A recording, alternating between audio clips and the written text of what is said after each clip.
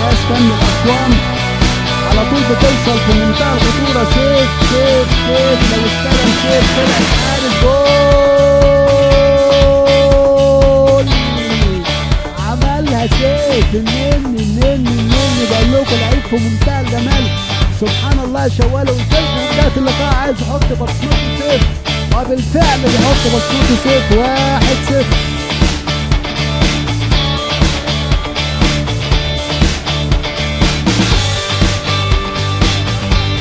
فيصل هو لعيب نص الملعب. بقول لكم يحيى على طول غلوش بيلعبها بسيف في منتهى الخطوره.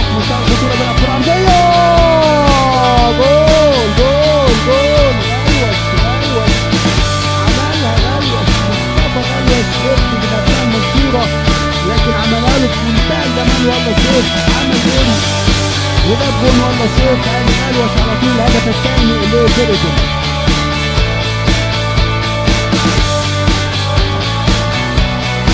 طول بيلعبها لمصطفى اشرف. استلم مصطفى على طول بتمشي للعزب اهو. ده الاخيره من الشوط الاول. التقدم لانبي بهدفين. كريم مجدي جول وجوكا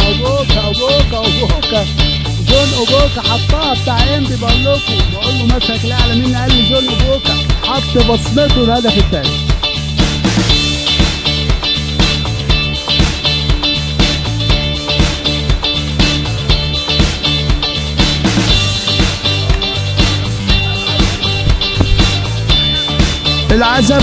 والعزب على طول بيلعبها لفيصل. بيستلم فيصل في منتهى الخطوره. غلوش حط بقى كريم. حط يا كريم. جول هو جول كأنت جول. غلوش جول على طول بيحط الهدف الرابع.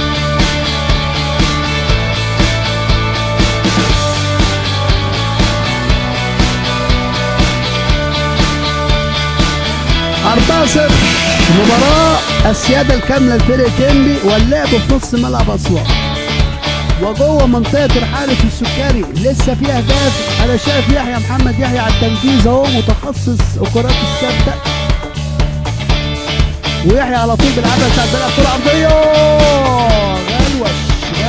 غلوش جول وهدف والله الخامس لفرقة انبي مصطفى غلوش.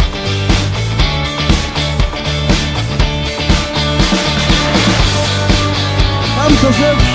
لسه في اهداف. اقول لكم كريم اسعد عمل عطف.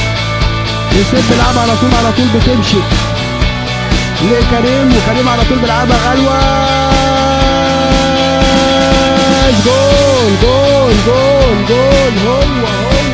غلوش ابن المنصوره والهدف السادس. بقول لكم لعيب في منتهى الجمال وهداف وفرود انبي القادم ان شاء الله. وخدوا كلام من الملعب رقم 2.